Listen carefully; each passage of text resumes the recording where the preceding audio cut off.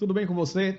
Tudo na pressão total? Estamos iniciando mais um programa Construção em Foco. Como você já sabe, o nosso objetivo é informar o setor da construção, trazendo novidades, tendências, inovações, sempre conversando com grandes convidados. Hoje temos aqui mais um grande convidado fazendo parte desse programa e desde já eu já convido você a acompanhar a gente pelas redes sociais, YouTube e pela TV, uma parceria que nós temos com a TV Band.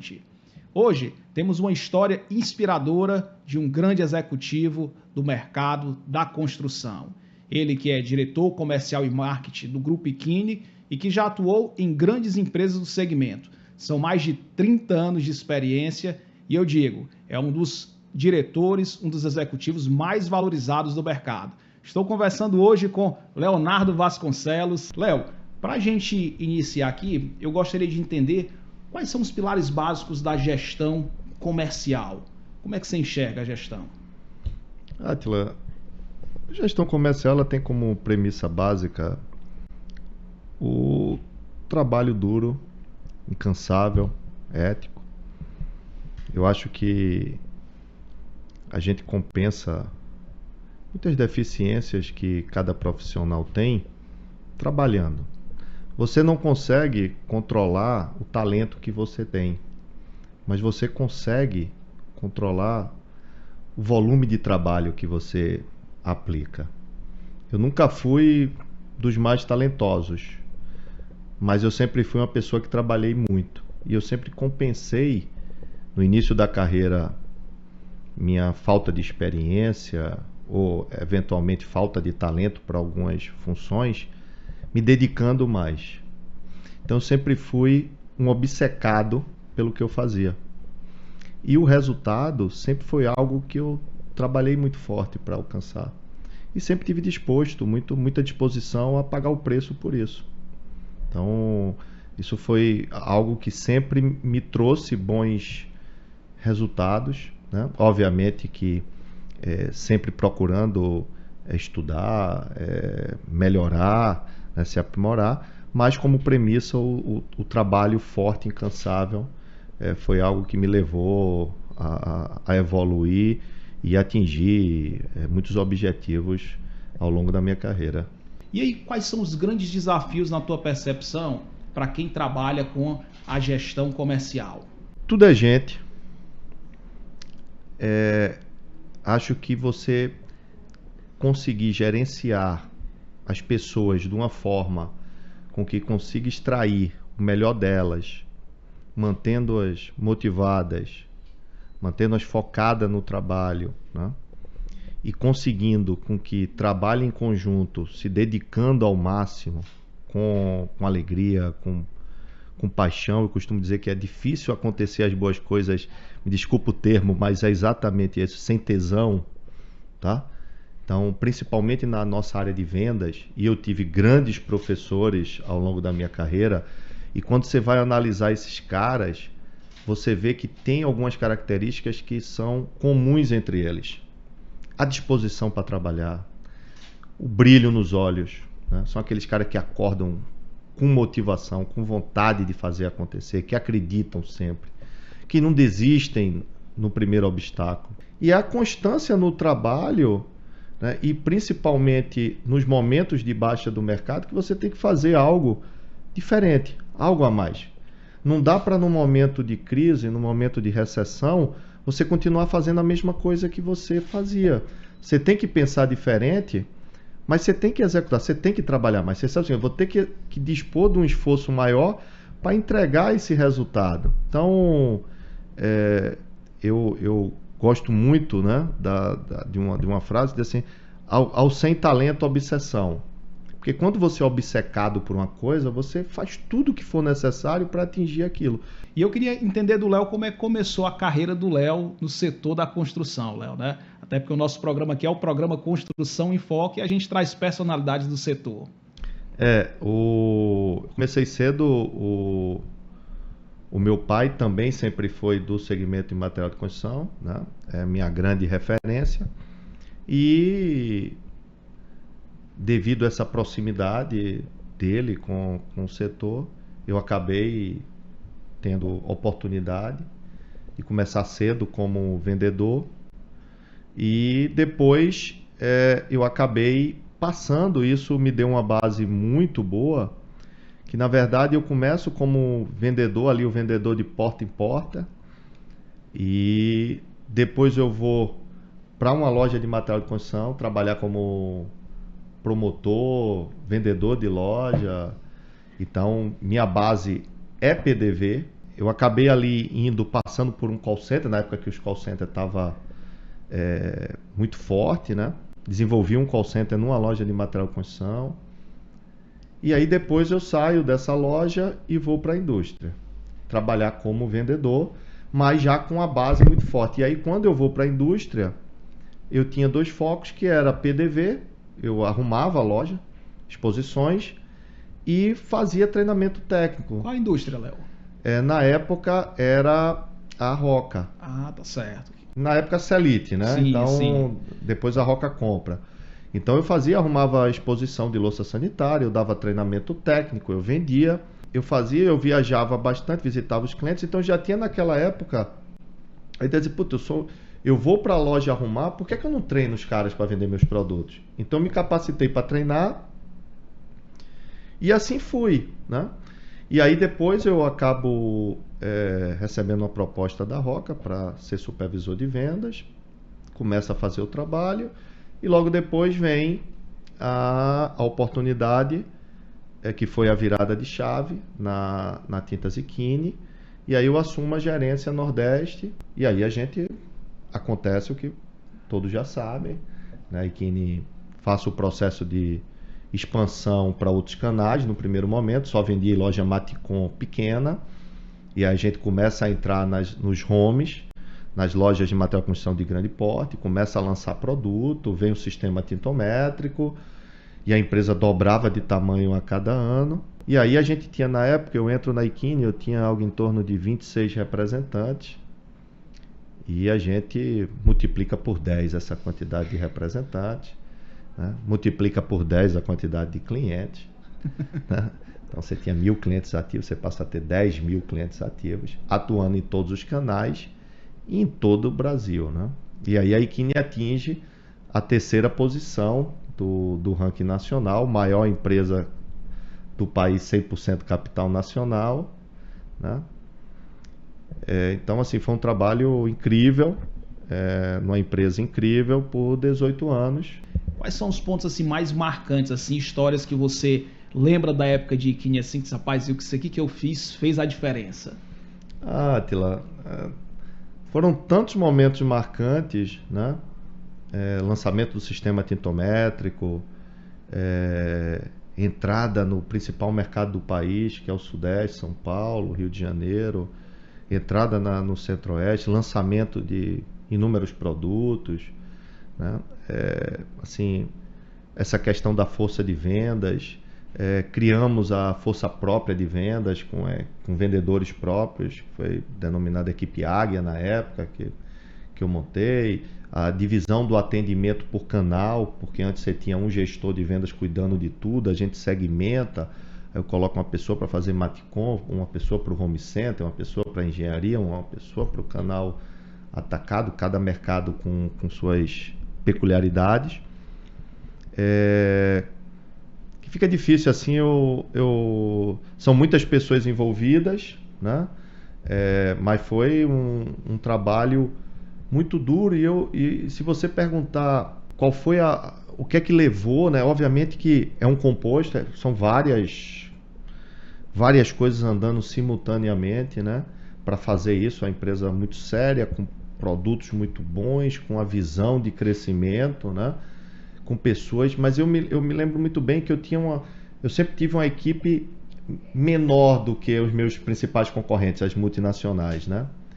E a gente ganhava o jogo porque a gente trabalhava mais. Aí você trouxe um pouco dessa sua vivência já da Iquine, um pouco porque a tua vivência é uma vivência de 18 anos de Iquine, né?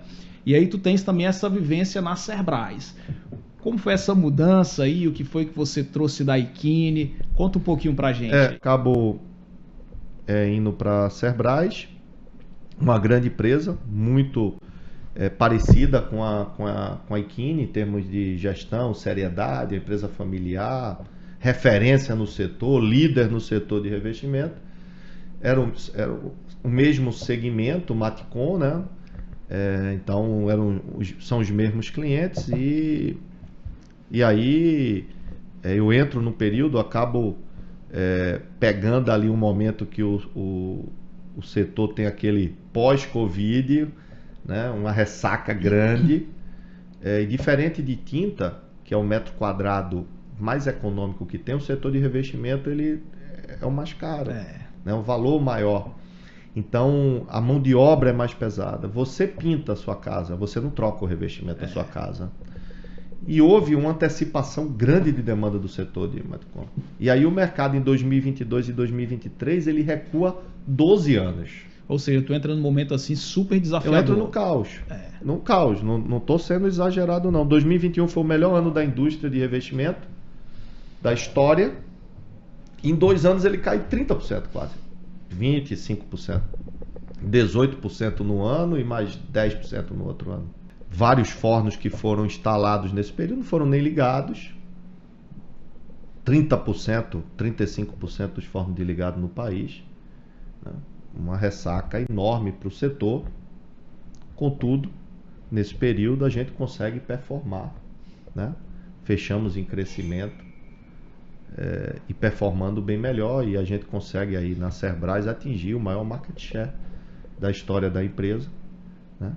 E foi um período aí intenso de 3 anos e meio, mas com recordes. Ano passado a gente bateu o recorde de faturamento. Então foi um período muito intenso, né?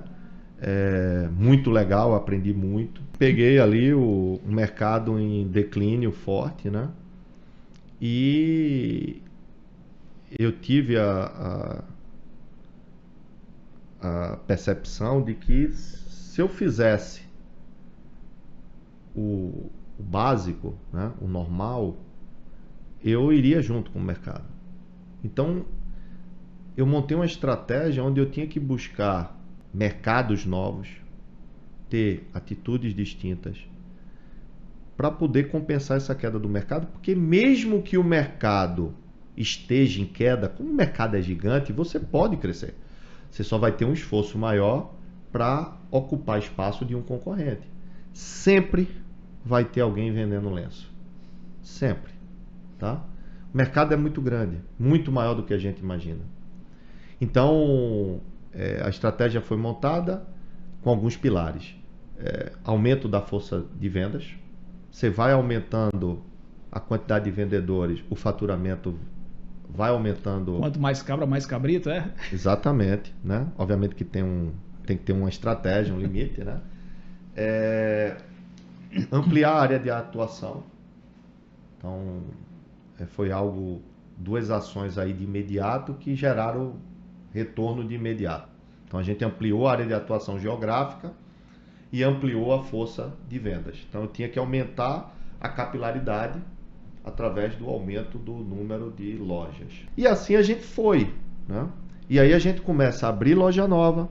Aí fizemos um trabalho de churn lá para recuperar os clientes inativos, não perder os ativos. Levantamos as áreas brancas para colocar vendedor, aumentamos. Então, a gente praticamente aí triplicou a quantidade de pessoas atuando na área de vendas. Passamos a ter um trabalho mais ativo interno na prospecção e recuperação de clientes. Refizemos algumas coisas internas para dar mais flexibilidade e dinamismo. E fomos buscar outros canais, como por exemplo o canal Boutique, que não atuávamos, o canal Engenharia. E aí, mais uma vez, colocamos gestão específica por canal. Então passa a ter uma gestão para o canal Engenharia, com força de vendas exclusiva para o canal. Então a gente passa também a trabalhar melhor a questão da inteligência comercial, de mercado, para poder munir os representantes de informação. E acaba que, como eu disse, nada inovador, nada, é o feijão com arroz bem feito, simples bem feito, E aí a gente, também, obviamente, com muito relacionamento e proximidade com os clientes, você começa a dar resultado. O programa Construção em Foco vai para um rápido comercial e voltamos já já com essa excelente entrevista com o convidado especial Leonardo Vasconcelos.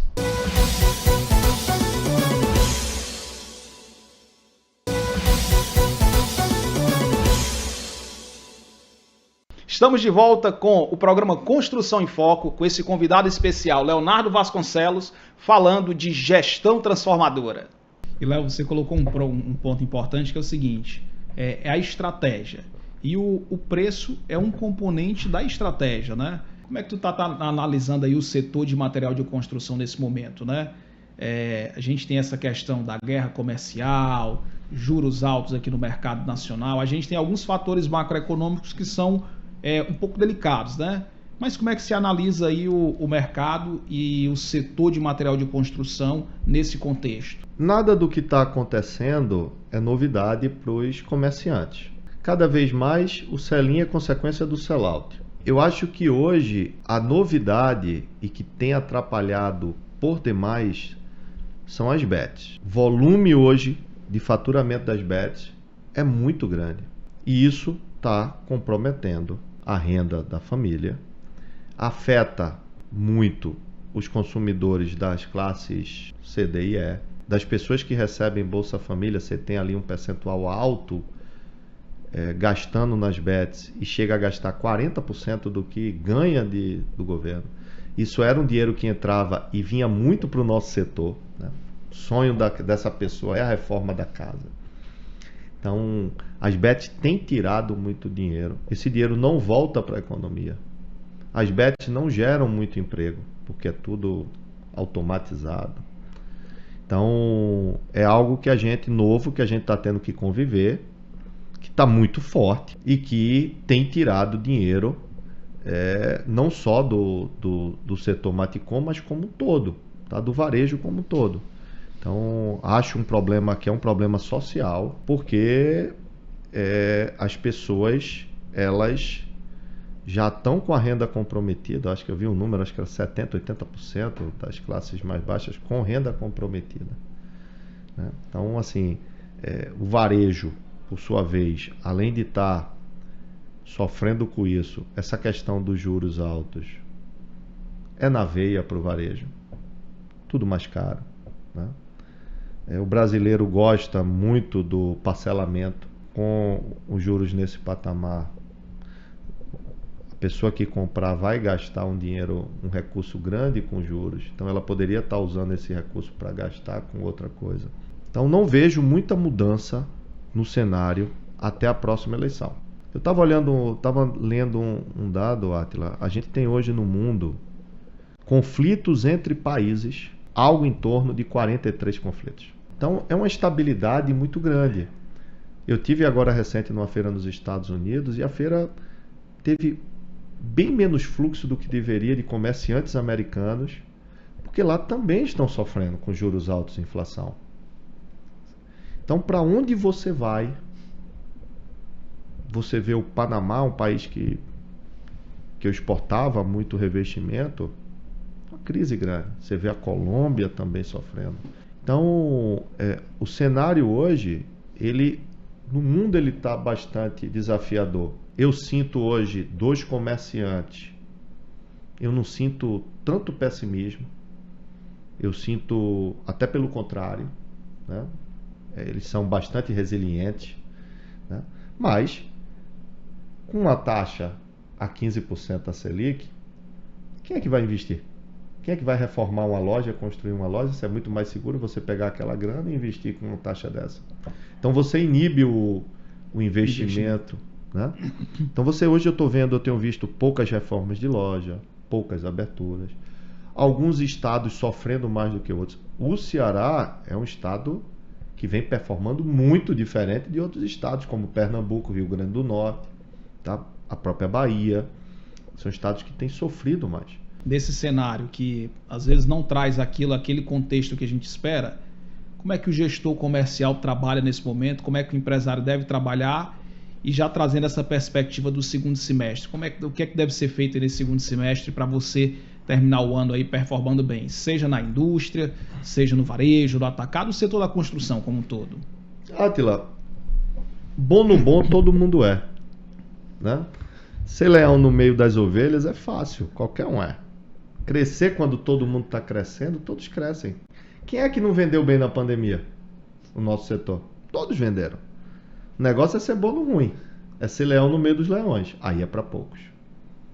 Então, eu tenho cliente hoje que está performando bem, né? Foi o que eu falei. Na hora que vem a crise, se você tiver a base sólida, equipe bem montada, planejamento, os processos bem estruturados, você passa por ela. Eu acho que as lojas que estão entendendo, as empresas que estão entendendo que a fórmula, o que deu certo para ela chegar até aqui, não vai ser a mesma que vai levá-la ou mantê-la adiante, estão conseguindo performar. Eu acho que não vai ser diferente dessa vez. Segundo semestre, mais uma vez, ele gera um volume maior, mas nada, não tem que ter expectativa de que vai ser, porque não tem. Baseado em que eu falaria que vamos, né? Vai ser melhor, mas você vai ter que trabalhar mais, vai ter que ter estratégia mais assertiva, vai ter que executar, buscar novas formas de gerar faturamento, de agregar faturamento, né? Trabalhar o portfólio melhor para tentar melhorar o ticket médio, cuidar da margem, não adianta vender não tem margem. E não ter margem, é básico isso, né? Então, e aí quem faz o dever de casa, você depois, aí na hora que o movimento vem, você está estruturado, e aí você pega, você vai junto com o mercado. Aproveitando aqui o bate-papo, a conversa passa rápido, que a gente aprende muito aqui nesse momento, mas eu vejo assim o setor de material de construção passando por uma série de transformações, né? Tecnológicas, de posicionamento de mercado, de mudança de perfil de loja. Como é que tu está avaliando aí o setor para frente? Quais são as tendências em relação ao varejo, ao atacado, a esses formatos de loja que vão surgindo como atacarejo? O e-commerce, que vai continuar crescendo, né? Você tem lojas que já hoje, que tem grupos de redes de loja que o e-commerce já fatura mais do que metade das lojas físicas da revenda. Então eu acho que ele vai continuar evoluindo. E aí eu digo, mas ninguém compra o piso sem tocar. E vão achar formas, tá? Então o e-commerce hoje ele segue forte. O atacarejo é um canal que vem avançando muito rápido no Brasil inteiro. Então eu acho que essa é um canal que deve seguir aí num ritmo acelerado, e eu tenho visto movimentos que levam para esse caminho. Acho que as lojas pequenas de bairro também é uma tendência de voltar pela questão da dificuldade de mobilidade, rapidez, é aquela compra rápida ali no bairro e tal. Então assim, e recentemente eu participei de um evento em São Paulo que uma rede de lojas falava exatamente isso, e que vai investir nessas lojas menores, lojas ali que eu estou falando menor de 800 metros, 500 metros, né? Então você vê o mercado, aquele cara do bairro ali não sofre como... E é uma coisa interessante, nesse período as lojas de bairro, elas performaram melhor do que os home centers. Tá? Por que, Léo? Átila, você vê o seguinte, no setor de tintas existe o canal especializado, que é o que a gente chama de tinteiro. A venda no tinteiro ela é 100% assistida. Você não compra tinta num tinteiro sem ter um atendimento. É o balcão. Na hora que você tem uma venda assistida, essa venda é mais qualificada.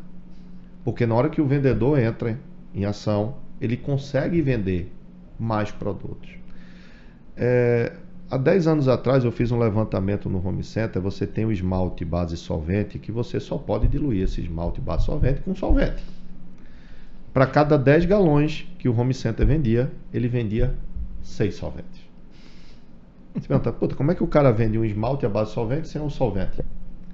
E onde é que ele comprava? Ele ia comprar na loja de bairro, porque quando ele chegava com o pintor ia dizer, putz, você esqueceu de comprar o solvente, o vendedor não me ofereceu. É a mesma coisa do cara comprar um piso e não comprar argamassa. Exatamente. Mas tem, tá muito. No tinteiro isso é impossível de ocorrer. Então o tinteiro, ele consegue dizer assim, puta, vamos vender esse produto mais caro, vamos vender essa marca, vamos vender... Ele consegue explicar que o cara comprando um produto aqui que rende mais, que é isso. Então a venda de produtos da linha standard, da linha prima é maior, a venda do sistema tintométrico é maior, porque a venda é assistida. E nesse canal, você não sofreu o que o home center sofreu, certo? Aí você tem as lojas de bairro, que você entra rápido, sai rápido. Os profissionais preferem, porque o pintor entra sem camisa, o pintor entra descalço, o pedreiro entra, é rápido, conhece. Então, já no home center, você tem uma variedade maior, você tem uma loja melhor, você tem estacionamento, você tem uma série de outros fatores. Mas, como eu acho que tem tido muitas pequenas reformas, é difícil hoje as pessoas, as famílias terem dinheiro para reformar o apartamento todo de uma vez. Você não vai pegar o carro para ir no home center, para estacionar, para entrar, para andar. Você vai na lojinha ali, compra e resolve. É interessante, né? Porque você vê o seguinte, a importância do atendimento, né? O pequeno tem crescido justamente por essa agilidade no atendimento, pela facilidade de receber, pela localização, porque o varejo é muito dessa questão da localização. Você vai onde é mais próximo, a não ser que você vai fazer compras bem maiores que compense você ir mais distante, né? Léo, o nosso tempo aqui rugiu, né? Passou muito rápido. Quero te agradecer imensamente aí por essa entrevista, por esse bate-papo. Você que é um gestor comercial, um diretor comercial e marketing muito valorizado no mercado. E para a gente aqui, para mim, foi um grande momento aqui de aprendizado. E eu acredito para quem nos assiste também, né? Vai ter esse momento aí de identificar quais são os pilares da gestão comercial, identificar o que é que pode ser feito na hora boa e na hora ruim para colher resultado e ter uma gestão transformadora. Obrigado, meu amigo, por estar com a gente. Você que está acompanhando o programa Construção em Foco, estamos chegando ao fim, mas você pode acompanhar no canal do YouTube da Band Ceará. Basta escanear o QR Code na tela e acompanhar essa grande entrevista com o Leonardo Vasconcelos falando de gestão transformadora. Se liga!